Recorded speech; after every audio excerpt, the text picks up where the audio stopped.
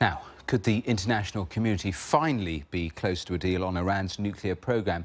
Leaders are meeting in Vienna to finalise an agreement which could end over a decade of conflict. They're said to be 95% there, but with disagreements still raging over Iran's ability to enrich uranium, which could be used to build weapons, and continuing UN sanctions against the state. Skeptics say it is that final 5% which could scupper this whole process. Well, let's go live to Vienna and speak to Reza Marashi, the research director from the National Iranian American Council. Thank you very much for being with us. There is a slight delay on the line, so apologies for that. We have been here before. What chance this time, do you think? I think there's no better time than the present to get a deal done. And as you said, the sides are historically close to accomplishing exactly that.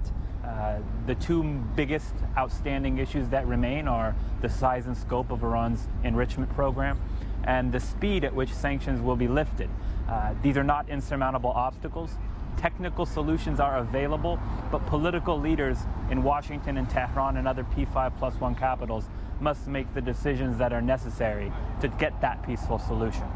Tell me more about the gap they have to bridge, certainly on enrichment, and we'll come to sanctions in a moment.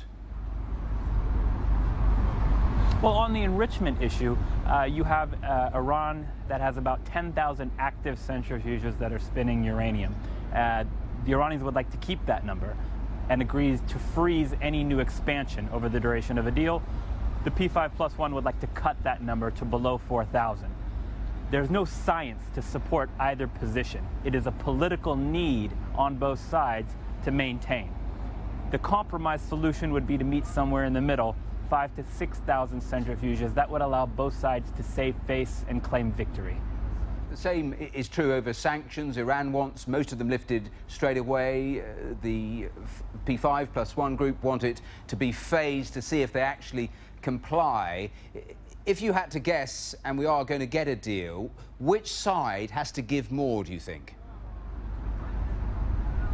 Right now, on the sanctions issue, it's actually the P5+1 that might need to budge just a little bit more, and let me tell you why. Right now, they are not offering to lift sanctions, they are offering to waive sanctions, which is renewable every 6 months, especially according to US law. What the Iranians would essentially be doing then is making irreversible concessions on their nuclear program in return for entirely reversible concessions as it pertains to sanctions relief, and that's a very difficult deal to sell at home in Tehran. So what could be done, and it would be a painful concession for the P5+1, is to lift some kind of sanctions up front, whether it be UN, banking, or oil and gas, and leave 2 of the 3 for later on to be phased out over an extended period of time. That would be a compromise solution. I suppose the danger for both parties is that they have quarters at home who want to take a very tough stance on this and potentially could unravel any sort of deal. But in terms of trying to actually broker this, if they don't succeed this time, what is the danger? Do we actually end up going backwards? That is a very real and very dangerous possibility. If the deal does not get done by November 24th, it's not outside the realm of possibility that they could extend the negotiations. But doing so is politically costly.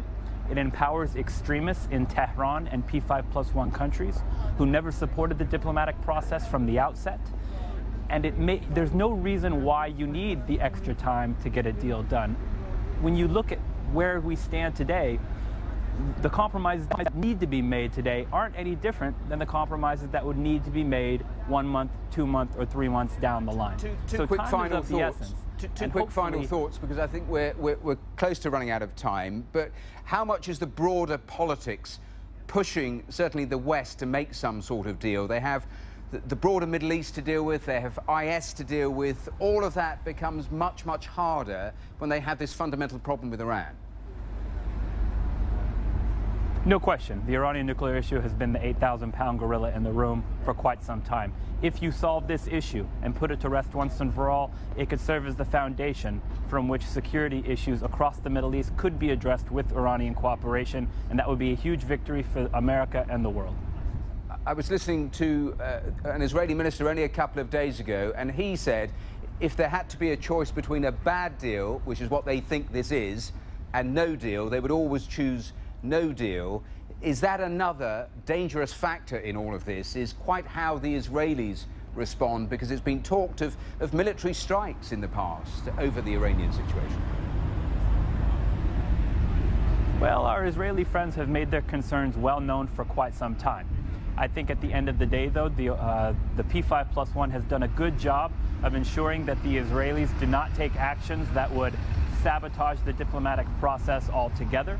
Looking ahead, I think the P5+1 countries have deserved credit for letting the Israelis know that the goal of these negotiations is to ensure that every viable pathway for Iran to develop a nuclear weapon will be cut off.